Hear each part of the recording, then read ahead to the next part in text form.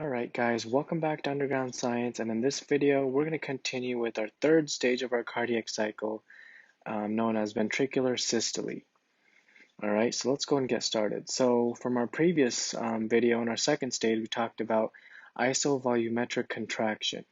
In that phase we said, so let's go and just quickly write it down. We said that when we're taking example numbers, right, to get the concept down, we said that the left ventricle's pressure was around 70 to 75, 70 to 75 millimeters of mercury. And then we said that the right ventricle's pressure was around 8 to 9 millimeters of mercury, right? And in this state, we said that and also we said that the aortic pressure was about 80 millimeters of mercury, and we said that the pulmonary artery pressure was around 10 millimeters of mercury. So here we said that because the pressure in the left ventricle is less than the pressure in the aorta, our aortic valve will stay shut because we want blood flowing down to our left ventricle.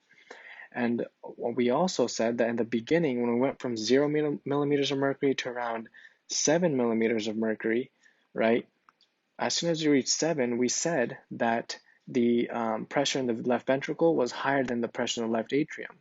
So for that reason, we said that the mitral valve would snap shut, right? And also at the same time, when we said that the right ventricle went from 0 to around 3 millimeters of mercury, right? As soon as it went to 3 millimeters of mercury, we said that the pressure of the right ventricle was higher than the pressure of the right atrium. So then we said that the tricuspid valve would snap shut. Okay, and then we said together when the tricuspid and mitral valve, or also called the atrioventricular valve, snapped shut, we said it made the lub sound, right? So the lub sound.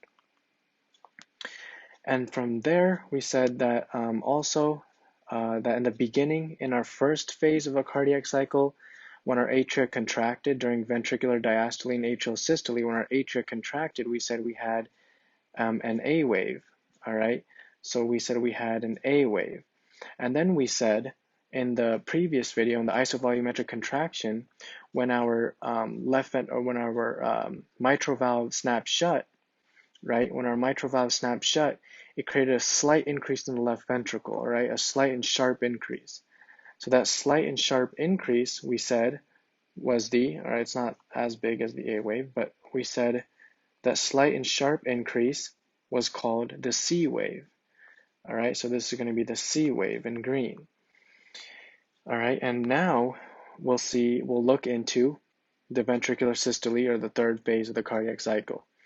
So now what happens is now the ventricle actually fully contracts.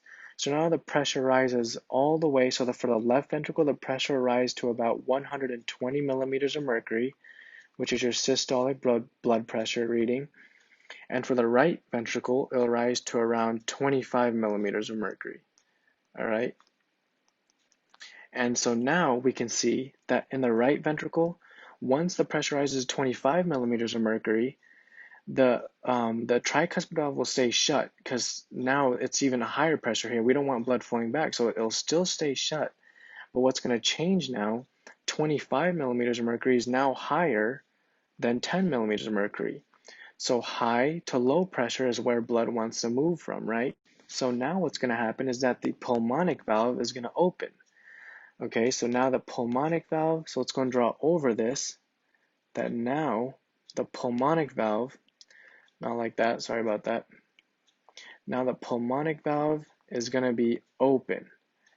All right, so now let's consider that the pulmonic valve is open because the pressure in the right ventricle is 25 millimeters of mercury and the pressure in the pulmonary artery is 10, right? So the pulmonic valve will open. At the same time, if we look at the left ventricle, our pressure is 120 millimeters of mercury. The pressure in the aorta, 80 millimeters of mercury. Again, blood will want to move from high to low concentration, right?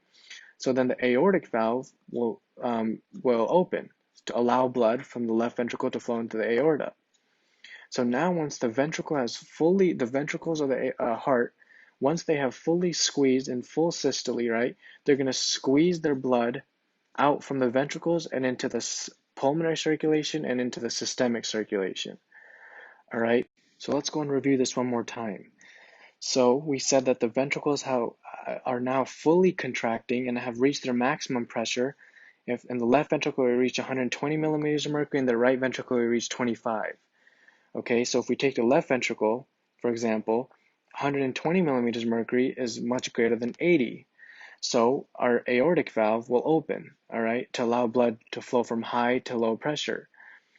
25 millimeters of mercury is greater than 10 millimeters of mercury. So our pulmonic valve will open to allow blood to flow from high pressures in the right ventricle to low pressures in the pulmonary artery. And actually, this is pretty much the third phase of the cardiac cycle. But one thing to make sure is that, you know how we're talking about the A and C waves? Well, now that the atrioventricular valves are shut, don't forget that blood is still filling into the atria from the pulmonary veins, right? If we're talking about the left atrium, and from the superior inferior vena cava and the coronary sinus in the right atrium. So blood is still filling in here. And because blood is filling in here and it can't go anywhere, so that means the pressure is rising. All right, so oxygenated and deoxygenated, right? And so again, if we look at the left atrium, because blood is still filling in here and the pressure is rising, we're going to see a V wave occur. We're going to see a slow increase in pressure in our left atrium, right? If we're taking our left atrium, for example, we're going to see the V wave because blood is slowly filling and it can't really go anywhere because the mitral valve is closed, right? Or the bicuspid valve is closed. And so the pressure will continue to rise slowly until the next cardiac cycle starts where the atria will undergo systole, right? Then the V wave will fall back down. But until then, the V wave is rising because blood is still getting dumped into the left atrium, all right? And so that's pretty much ventricular systole. I hope you guys enjoyed this video. I hope this video made sense to you guys. Don't forget to tune into my future videos. We'll talk about more cool topics about biochem, physics, and chem. Don't forget to hit that notification bell so you know when I'm publishing my future videos, right? And don't forget to like and subscribe. All right, see you guys later, and stay safe.